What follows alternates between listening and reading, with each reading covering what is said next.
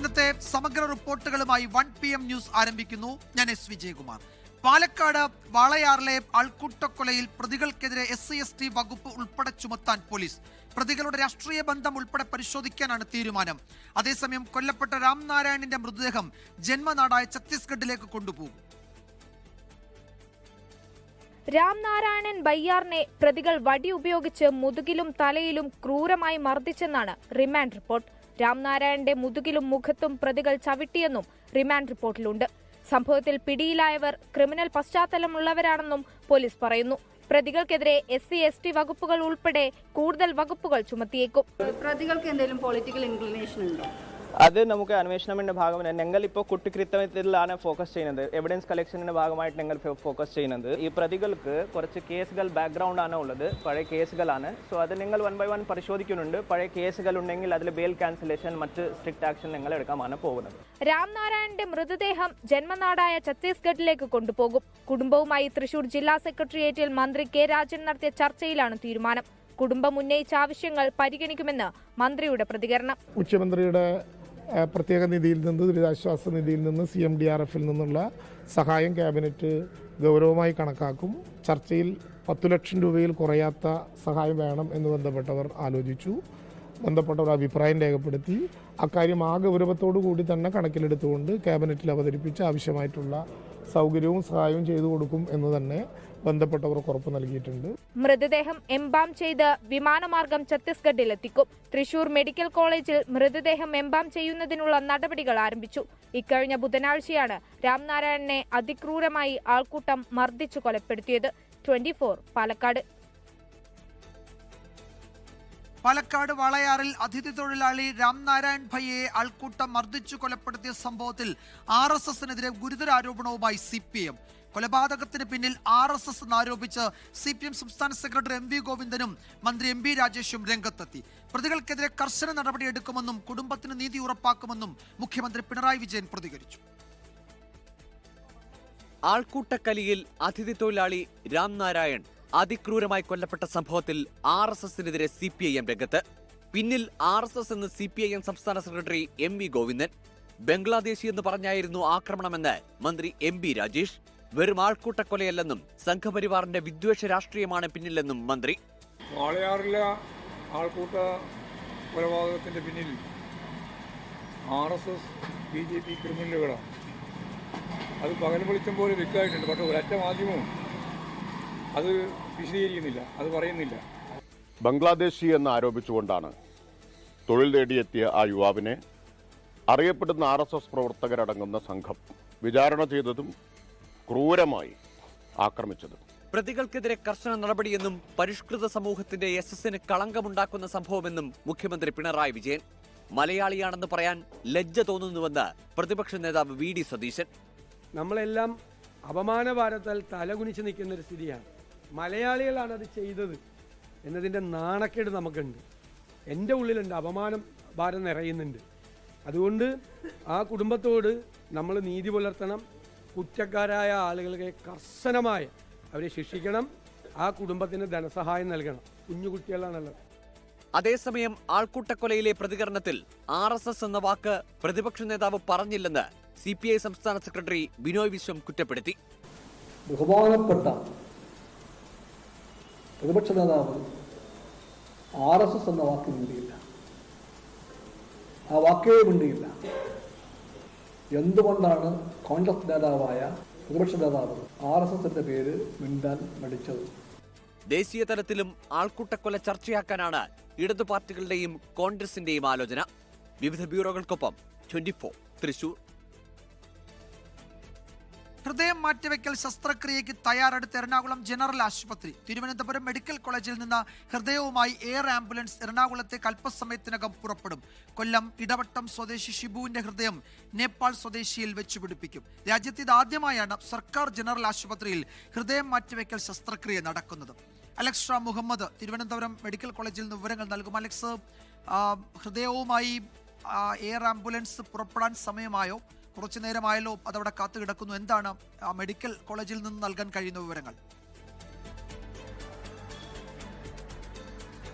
വിജയകുമാർ 1:30 മണി കഴിയും എന്നുള്ളതാണ് മനസ്സിലാക്കുന്നത്. എന്താണെങ്കിലും മറ്റ് സജ്ജീകരണങ്ങളെല്ലാം പൂർത്തിയായിട്ടുണ്ട്. തിരുവനന്തപുരം മെഡിക്കൽ കോളേജിലെ സൂപ്പർ സ്പെഷ്യാലിറ്റി ബ്ലോക്കിൽ നിന്ന് ഏതാണ്ട് 200 മീറ്റർ അടുത്താണ് തിരുവനന്തപുരം മെഡിക്കൽ കോളേജ് ഗ്രൗണ്ട്. ആ ഗ്രൗണ്ടിലാണ് സംസ്ഥാന സർക്കാരിൻ്റെ എയർ ആംബുലൻസ് സജ്ജീകരിച്ചിട്ടുള്ളത്. അവിടെ തയ്യാറാണ്. ഈ ഹൃദയം റിട്രീവ് ചെയ്യുന്ന നടപടി നടപടി പൂർത്തിയായി കഴിഞ്ഞ് കഴിഞ്ഞാൽ അല്പ നിമിഷങ്ങൾക്കകം തന്നെ ഹൃദയവുമായി അവർ പുറത്തേക്ക് വരും. അതായത് എറണാകുളം ജനറൽ ആശുപത്രിയിലെ ഡോക്ടേഴ്സ് അടക്കമുള്ള വിദഗ്ധർ ഏതാണ്ട് 9 അംഗ സംഘമാണ് തിരുവനന്തപുരത്തെത്തി ഈ ഹൃദയം വേർതിരിക്കുന്ന നടപടികൾ സർജറി ഇപ്പോൾ പുരോഗമിക്കുന്നത് അവരുടെ നേതൃത്വത്തിലാണ്. അവരുടെ സംഘം നിമിഷങ്ങൾക്കുള്ളിൽ തന്നെ പുറത്തേക്ക് വരികയും റോഡ് മാർഗം 200 മീറ്റർ തിരുവനന്തപുരം മെഡിക്കൽ കോളേജ് ഗ്രൗണ്ടിലേക്ക് എത്തുകയും അവിടെ നിന്ന് എയർലിഫ്റ്റ് ചെയ്ത് ഹയാത്തിലെ ഹെലിപ്പാഡിലേക്ക് എത്തിക്കുകയും ഹയാത്തിലെ ഹെലിപ്പാഡിൽ നിന്ന് റോഡ് മാർഗം എറണാകുളം ജനറൽ ആശുപത്രിയിലേക്ക് എത്തിക്കുകയും ചെയ്യും. സംസ്ഥാന സർക്കാരിനെ സംബന്ധിച്ച് പൊതുജനാരോഗ്യത്തെ സംവിധാനത്തെ സംബന്ധിച്ച് ഏറ്റവും പ്രധാനപ്പെട്ട പ്രത്യേകം നിറഞ്ഞൊരു ഹൃദയ ശസ്ത്രക്രിയ കൂടിയാണ് നടക്കുന്നത്. കാരണം രാജ്യത്ത് തന്നെ ആദ്യമായാണ് ഒരു ജില്ലാ ആശുപത്രിയിൽ ഇത്തരത്തിലൊരു ഹൃദയം മാറ്റിവെക്കൽ ശസ്ത്രക്രിയ നടക്കുന്നത് എന്നതാണ് ഏറ്റവും പ്രധാനപ്പെട്ട കാര്യം. എറണാകുളം ജനറൽ ആശുപത്രി അതിനുള്ള സജ്ജീകരണങ്ങളെല്ലാം പൂർത്തിയായിട്ടുണ്ട്. കഴിഞ്ഞ 8 മാസമായി ഹൃദയം കാത്തിരിക്കുന്നത് നേപ്പാൾ സ്വദേശി ദുർഗയാണ്. ആ ദുർഗയ്ക്കാണ് ഷിബുവിൻ്റെ ഹൃദയം വെച്ച് പിടിപ്പിക്കുന്നത്. ഹൃദയം മാത്രമല്ല മറ്റ് അവയവങ്ങളും ദാനം ചെയ്യുന്നുണ്ട്. 47 വയസ്സുകാരനാണ് കൊല്ലം സ്വദേശി ഷിബു. അദ്ദേഹത്തിൻ്റെ കരൾ ദാനം ചെയ്യുന്നുണ്ട്, 2 വൃക്കകൾ ദാനം ചെയ്യുന്നുണ്ട്, കണ്ണുകളും അതുപോലെ ചർമ്മവും ദാനം ചെയ്യുന്നുണ്ട്. ചർമ്മം ആദ്യമായാണ് കേരളത്തിൽ അത്തരത്തിൽ ദാനം ചെയ്യുന്നത്. ചർമ്മം തിരുവനന്തപുരത്തെ സ്കിൻ ബാങ്കിലേക്ക് മാറ്റും. അതുപോലെ വൃക്ക അത് കിംസ് ആശുപത്രിയിലേക്ക് അവിടെയുള്ള രോഗികളിലേക്ക് മാറ്റും. വൃക്കകൾ തിരുവനന്തപുരം മെഡിക്കൽ കോളേജിലും ഒപ്പം ട്രാവൽ കൊല്ലം ഇടവട്ടം സ്വദേശി ഷിബുവിന്റെ ഹൃദയം നേപ്പാൾ സ്വദേശിയിൽ വെച്ച് പിടിപ്പിക്കും. രാജ്യത്ത് ഇതാദ്യമായാണ് ഒരു സർക്കാർ ജനറൽ ആശുപത്രിയിൽ ഇത്തരം ഒരു ഹൃദയം മാറ്റിവെക്കൽ ശസ്ത്രക്രിയ നടക്കുന്നത് എന്നൊരു പ്രത്യേകത കൂടിയുണ്ട്. എയർ ആംബുലൻസ് 1:30 ശേഷം എറണാകുളത്തേക്ക് അതിന്റെ യാത്ര തുടങ്ങും. അലക്സ് മുഹമ്മദാണ് വിവരങ്ങൾ നൽകിയത്. 24 ബ്രേക്കിംഗ്. നടൻ ഷൈൻ ടോം ചാക്കോയ്ക്കെതിരായ ലഹരി കേസിൽ പോലീസിന് തിരിച്ചടി. ഷൈൻ ടോം ചാക്കോ ലഹരി ഉപയോഗിച്ചുവെന്ന ഫോറൻസിക് പരിശോധനയിൽ തെളിയിക്കാനായില്ല. ഇതോടെ ഷൈനിനെയും സുഹൃത്തിനെയും പ്രതിപ്പട്ടികയിൽ നിന്ന് ഒഴിവാക്കി പോലീസ് കോടതിയിൽ റിപ്പോർട്ട് നൽകും.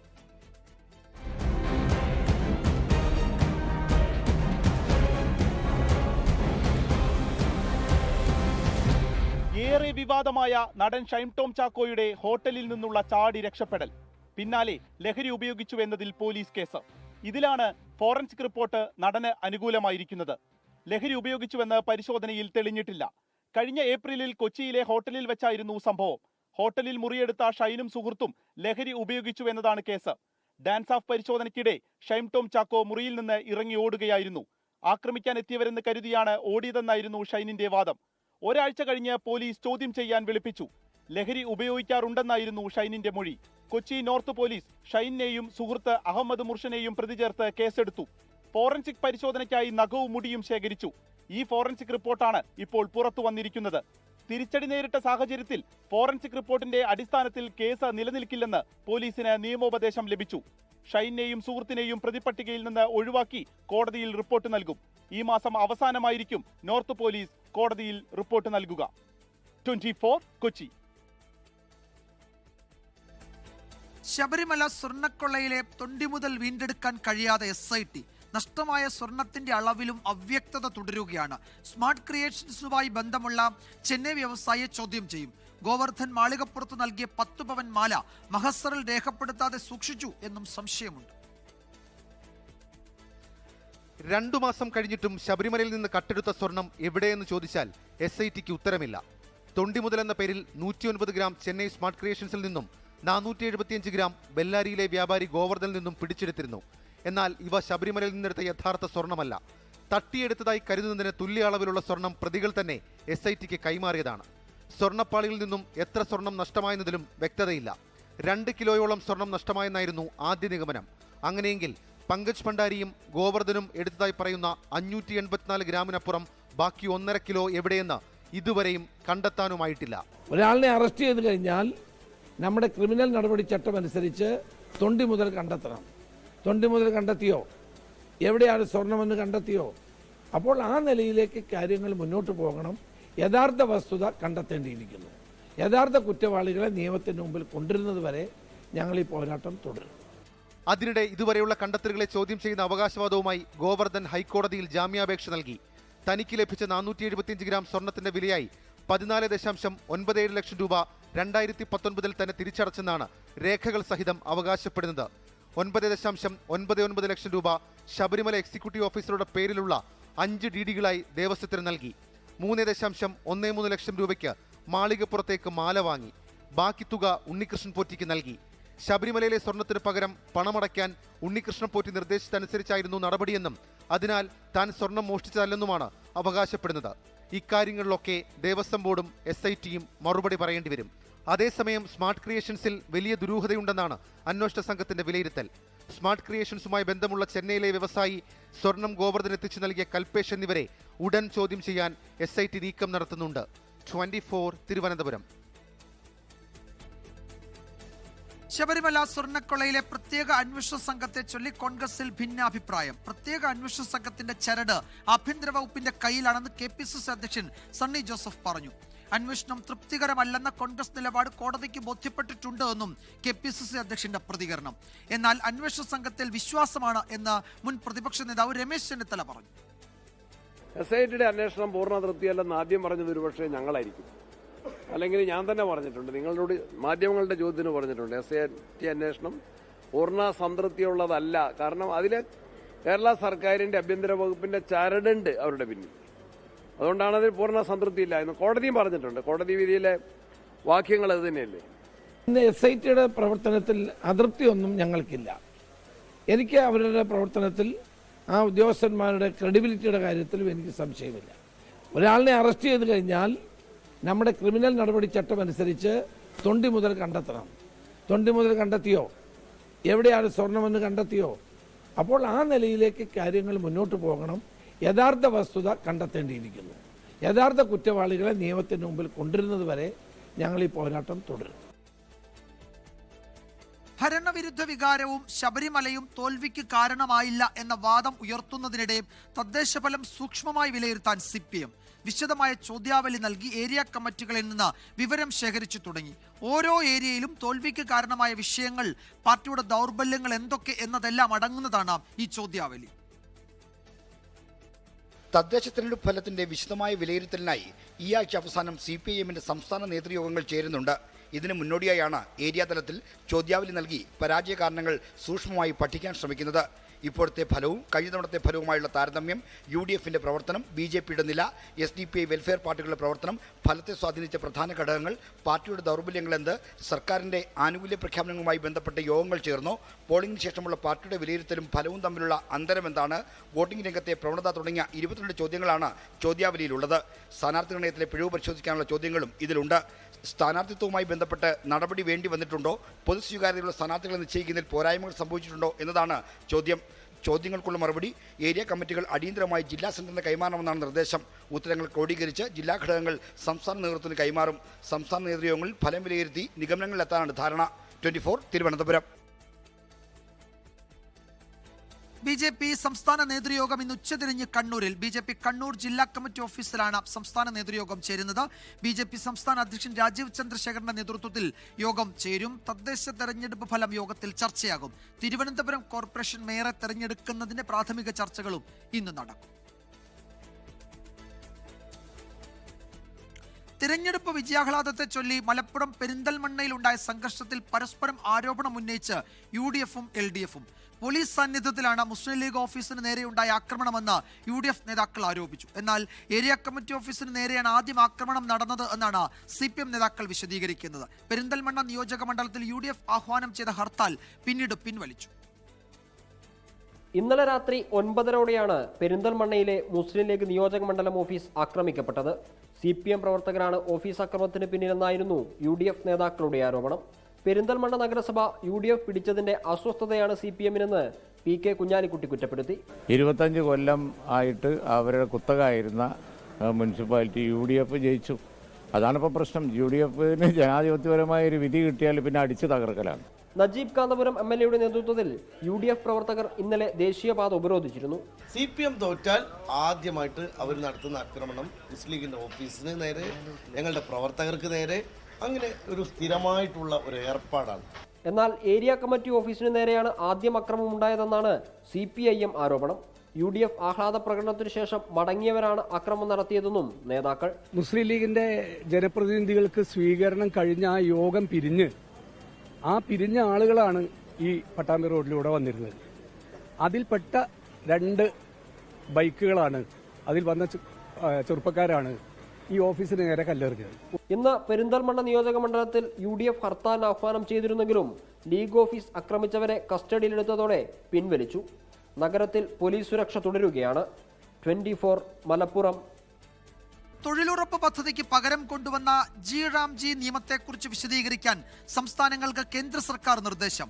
ഈ മാസം 26-ന് മുൻപ് പ്രത്യേക ഗ്രാമസഭകൾ വിളിക്കണമെന്ന് ചീഫ് സെക്രട്ടറിമാർക്ക് കേന്ദ്ര ഗ്രാമവികസന സെക്രട്ടറി കത്തയച്ചു.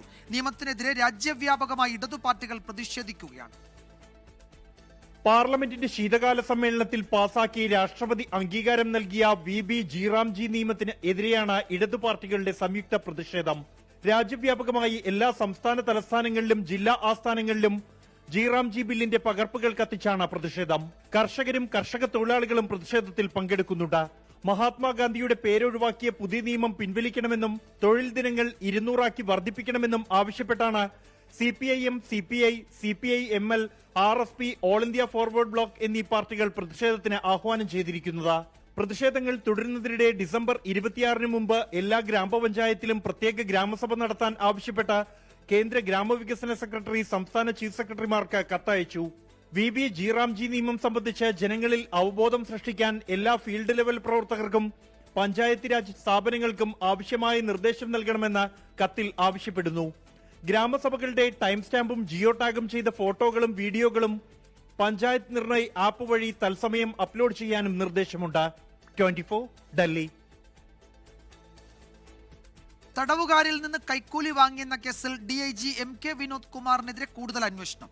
ജയിലുകളിലെ DIGയുടെ രാത്രികാല സന്ദർശനത്തിൽ വിജിലൻസ് പരിശോധന നടത്തും. MK വിനോദ് കുമാറിനെതിരെ വകുപ്പുതല നടപടി ഉടൻ ഉണ്ടാകുമെന്നാണ് സൂചന. 2022-ൽ MK വിനോദ് കുമാർ നടത്തിയ സന്ദർശനങ്ങളാണ് വിജിലൻസ് അന്വേഷിക്കുക. ജയിൽ ഹെഡ്ക്വാർട്ടേഴ്സ് DIG മറ്റു ജില്ലകളിലെ ജയിലുകളിൽ സന്ദർശനം നടത്തുമ്പോൾ മുൻകൂർ അനുമതി തേടേണ്ടതുണ്ട്. എന്നാൽ യാതൊരു അനുമതിയുമില്ലാതെയാണ് MK വിനോദ് കുമാർ കോട്ടയം, മൂവാറ്റുപുഴ, പൊൻകുന്നം തുടങ്ങിയ ജയിലുകളിൽ സന്ദർശനം നടത്തിയത്. 1 മണിക്കൂർ വരെ ജയിലുകളിലെ സന്ദർശനം നീളുകയും ചെയ്തു. പണം വാങ്ങിയതിനു ശേഷം തടവുകാർക്ക് സൗകര്യങ്ങൾ ഒരുക്കിയതിന്റെ ഭാഗമായിട്ടാണ് നിയമവിരുദ്ധമായ ഈ സന്ദർശനമെന്നാണ് ആരോപണം. ജയിൽ വകുപ്പ്, മധ്യമേഖല DIG, സംസ്ഥാന ജയിൽ വകുപ്പ് മേധാവിക്ക് നിരവധി തവണ ഇതേക്കുറിച്ച് റിപ്പോർട്ട് നൽകിയെങ്കിലും യാതൊരു നടപടിയും ഉണ്ടായില്ല. വിനോദ് കുമാറിന് സംരക്ഷണമൊരുക്കുന്നതിന്റെ ഭാഗമായാണ് നടപടി സ്വീകരിക്കാത്തതെന്നാണ് വിമർശനം. തടവുകാർക്ക് സൗകര്യങ്ങൾ ഒരുക്കുന്നതിനും പരോൾ അനുവദിക്കുന്നതിനും ഇവരുടെ ബന്ധുക്കളിൽ നിന്നും സുഹൃത്തുക്കളിൽ നിന്നുമാണ് പണം സ്വീകരിച്ചിരുന്നത്. കൂടുതൽ പേരിൽ നിന്ന് പണം സ്വീകരിച്ചിട്ടുണ്ടോ എന്ന് വിജിലൻസിന് സംശയമുണ്ട്. ഈ സാഹചര്യത്തിലാണ് വിനോദ് കുമാറിന്റെ ഫോൺ കോൾ കേന്ദ്രീകരിച്ചും വിജിലൻസിന്റെ അന്വേഷണം. വിനോദ് കുമാറിന്റെ അനധികൃത സ്വത്ത് സമ്പാദനത്തെക്കുറിച്ചും അന്വേഷണം വ്യാപിപ്പിച്ചിട്ടുണ്ട്. വിനോദ് കുമാർ വാങ്ങിയ വസ്തുവകകളുടെ വിവരങ്ങൾ വിജിലൻസ് പരിശോധിച്ചു വരികയാണ്. 24 തിരുവനന്തപുരം. ആലപ്പുഴ നഗരസഭ UDF ഭരിക്കും. സ്വതന്ത്രനായി വിജയിച്ച ജോസ് ചെല്ലപ്പന്റെ പിന്തുണ UDF-ന് ലഭിച്ചു. അശ്വിൻ പാലാഴി വിവരങ്ങൾ നൽകും. ആലപ്പുഴയിൽ നിന്ന് അശ്വിൻ, ഉപാധികൾ എന്തൊക്കെയാണ്? ജോസ് ചെല്ലപ്പൻ നേരത്തെ ഒരു വികസന രേഖയൊക്കെ അവതരിപ്പിച്ചിരുന്നു. അത് നടപ്പാക്കും. അദ്ദേഹത്തിന് മറ്റു പദവികളും വാഗ്ദാനം നൽകിയിട്ടുണ്ട് എന്ന് തോന്നുന്നു, അല്ലേ? വിജയകുമാർ, തീർച്ചയായും ആലപ്പുഴ നഗരസഭയിൽ UDF 23 സീറ്റ്, LDF 22 സീറ്റ് എന്ന നിലയിലായിരുന്നു നിലവിൽ ഉണ്ടായിരുന്നത്. അതിൽ ഈ സ്വതന്ത്രന്റെ പിന്തുണ ഭരണത്തിന് നിർണായകമായിരുന്നു. ആ പിന്തുണയാണ് നിലവിൽ ഇപ്പോൾ ജോസ് ചെല്ലപ്പൻ UDF-ന് പ്രഖ്യാപിച്ചിരിക്കുന്നത്. കഴിഞ്ഞ ദിവസം 24-ലൂടെ തന്നെ അദ്ദേഹം ഒരു കാര്യം വ്യക്തമാക്കിയിരുന്നു. ഒരു വികസന രേഖയാണ് ഡിമാൻഡായി മുന്നോട്ട് വെക്കുന്നത് എന്ന് പറഞ്ഞിരുന്നു. അതിൽ 10ഓളം ആവശ്യങ്ങളാണ് പ്രധാനമായും മുന്നോട്ട് വെച്ചിരുന്നത്. ഇദ്ദേഹം ജയിച്ച മംഗലം വാർഡിന്റെയും ഒപ്പം ആലപ്പുഴ നഗരസഭയുടെയും ആകമാനത്തിലുള്ള പ്രധാനപ്പെട്ട വികസന പദ്ധതികൾ ഉൾപ്പെടുന്നതായിരുന്നു. ആ വികസന രേഖ അംഗീകരിക്കുന്നവർക്ക് പിന്തുണ എന്നുള്ളതായിരുന്നു പറഞ്ഞിരുന്നത്. ആ വികസന രേഖ 2 മുന്നണികൾക്കും കൈമാറിയിരുന്നു. അതിൽ അനുകൂലമായ മറുപടി നൽകിയത് UDF ആണ് എന്നുള്ളതാണ് ജോസ് ചെല്ലപ്പൻ ഇപ്പോൾ വ്യക്തമാക്കിയിരിക്കുന്നത്. അതുകൊണ്ട് ഈ പിന്തുണ UDF-ന് നൽകുന്നു എന്നുള്ളതാണ് ഇപ്പോൾ പ്രഖ്യാപിച്ചിരിക്കുന്നത്. അതിന് പുറമെ വൈസ് ചെയർമാൻ സ്ഥാനം കൂടി UDF വാഗ്ദാനം ചെയ്തിട്ടുണ്ട്. മുസ്ലിം ലീഗ് ഈ വൈസ് ചെയർമാൻ സ്ഥാനത്തിന് വേണ്ടി ഏറെ വാശി പിടിച്ചിരുന്നെങ്കിലും ഈ പിന്തുണ നിർണായകമായ സാഹചര്യത്തിൽ അത് ലീഗിന് നൽകാതെ ഈ സ്വതന്ത്ര നൽകുകയായിരുന്നു. എന്തായാലും ആ നഗരസഭ UDF ഭരിക്കുന്ന കാര്യത്തിൽ ഇപ്പോൾ തീരുമാനമായിട്ടുണ്ട്. അശ്വിൻ പാലാഴിയാണ് വിവരങ്ങൾ നൽകിയത് ആലപ്പുഴയിൽ നിന്ന്. പത്തനംതിട്ട വടശ്ശേരിക്കര കുമ്പളത്താമണ്ണിൽ ജനവാസ മേഖലയിൽ ഇറങ്ങിയ കടുവ വനം വകുപ്പിന്റെ കൂട്ടിലായി. രാവിലെ 6:30യോടെയാണ് ഏകദേശം 5 വയസ്സ് പ്രായം തോന്നിക്കുന്ന കടുവ കൂട്ടിലായത്. വളർത്തുമൃഗങ്ങളെ ഉൾപ്പെടെ കടുവ ആക്രമിച്ചിരുന്നു.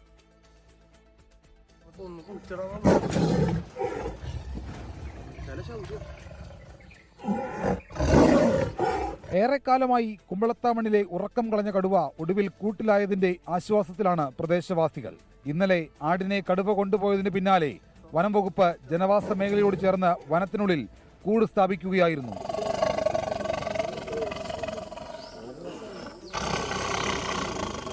കടുവയെ പിടികൂടിയെങ്കിലും പ്രദേശവാസികളുടെ ആശങ്ക പൂർണ്ണമായും ഒഴിഞ്ഞിട്ടില്ല. ഇനിയും വന്യമൃഗശല്യമുണ്ടാകുമെന്ന ഭീതിയിലാണവർ. വളരെയധികം സന്തോഷം. ഇന്നിപ്പം പിടിച്ചത് നമുക്ക് വളരെയധികം സന്തോഷം. ഇന്നലെ നമ്മുടെ മെമ്പറും തന്നെ സംയുക്തമായ ഇടപെടൽ കാരണം ഫോറസ്റ്റുകാരുടെയും എല്ലാവരും ഇതൊരു റിസൾട്ട് നമുക്കുണ്ടായത്. വളരെയധികം സന്തോഷം. കടുവയ്ക്ക് ചെറിയ പരിക്കുകളുണ്ട്. DFOയും വെറ്റിനറി സർജനും കടുവയെ പരിശോധിച്ചതിന് ശേഷം മറ്റു കാര്യങ്ങൾ തീരുമാനിക്കും. നിലവിൽ തേക്കടിയിലേക്കാണ് കടുവയെ കൊണ്ടുപോയിരിക്കുന്നത്. 24 പത്തനംതിട്ട. കടുവാഭീതി ഒഴിയാതെ വയനാട് പുൽപ്പള്ളി. പുലർച്ചെ വണ്ടിക്കടവ് ഉന്നതിയിലെ കർണാടക വനാതിർത്തിയിലും എരിയപ്പള്ളിയിലും കടുവയെ കണ്ടതായി നാട്ടുകാർ പറഞ്ഞു. കർണാടക വനമേഖലയിൽ നിന്നുള്ള കടുവയുടെ ചിത്രവും പുറത്തുവന്നു. ഇന്ന് പുലർച്ചെയാണ് പുൽപ്പള്ളി വണ്ടിക്കടവ് ഉന്നതിക്ക് സമീപം കന്നാരം പുഴയോരത്ത് കടുവയെ കണ്ടത്. അർദ്ധരാത്രി പുൽപ്പള്ളി ടൗണിലുള്ള ഏരിയപ്പള്ളിയിലും കടുവയെ കണ്ടു. ബന്ദിപ്പൂർ വനമേഖലയിൽ നന്ത്രവയൽ എന്ന പ്രദേശത്ത് ഫോറസ്റ്റ് ക്യാമ്പ് ഷെഡിന്റെ സമീപത്ത് നിന്ന് പകർത്തിയ കടുവയുടെ ചിത്രം പുറത്തുവന്നു. ഇന്നലെ മാടപ്പള്ളിക്കുന്ന് ഉന്നതിക്ക് സമീപം ഇറങ്ങിയ കടുവയാണിതെന്ന് സംശയമുണ്ട്. കാലിന് പരുക്കുണ്ട്. ഈ കടുവയ്ക്ക് ദേവർഗതയിൽ മാരനെ കൊലപ്പെടുത്തിയ കടുവയുമായി സാമ്യമില്ലെന്നും വനംവകുപ്പ് പറയുന്നു.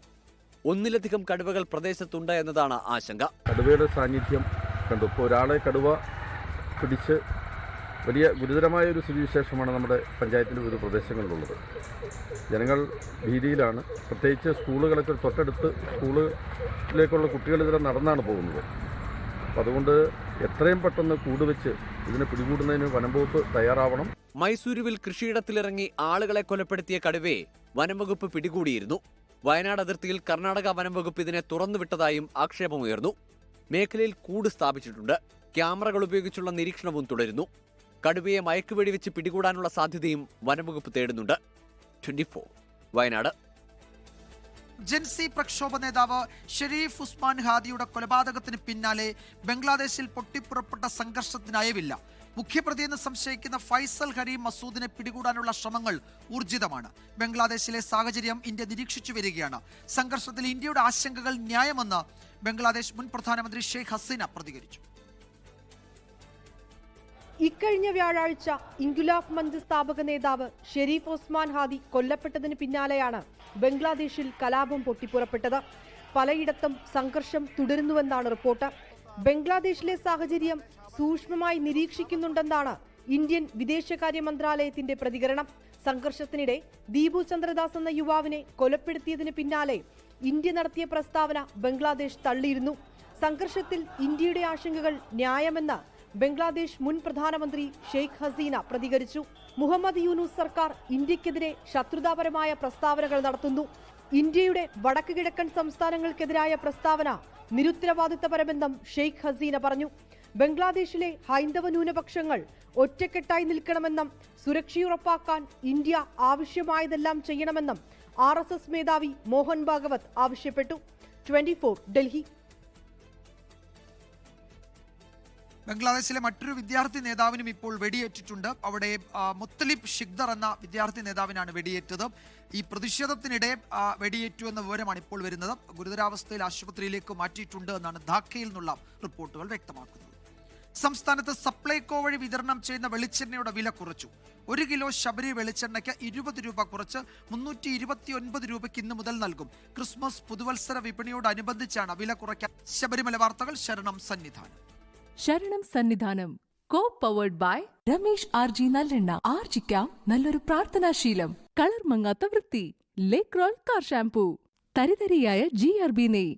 പ്യുവറാണ്, അത് ഷുവറാണ്. Co sponsored by BLM Kerala, Tamil Nadu, Pondicherry. ശബരിമലയിൽ മണ്ഡലപൂജയ്ക്ക് ഇനി 5 നാൾ മാത്രം. അയ്യപ്പന് ചേർത്താനുള്ള തങ്ക അങ്കി വഹിച്ചുള്ള രഥഘോഷയാത്ര നാളെ രാവിലെ 7-ന് ആറന്മുള പാർത്ഥസാരഥി ക്ഷേത്രത്തിൽ നിന്ന് പുറപ്പെടും. 26-ന് ദീപാരാധനയും 27-ന് മണ്ഡലപൂജയും നടക്കും. ഇന്നും വലിയ തിരക്കാണ് ശബരിമലയിൽ അനുഭവപ്പെടുന്നത്. 1.5 ലക്ഷത്തിലേറെ പേർ ഇതുവരെ ദർശനം നടത്തി. സ്പോട്ട് ബുക്കിംഗ് വഴി എത്തിയവർ 5000 കടന്നു.